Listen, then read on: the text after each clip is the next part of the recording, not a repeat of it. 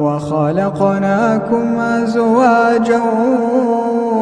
وجعلنا نومكم سباتا وجعلنا الليل لباسا وجعلنا النهار معاشا وبنينا فوقكم سبعا شدادا وجعلنا سراجا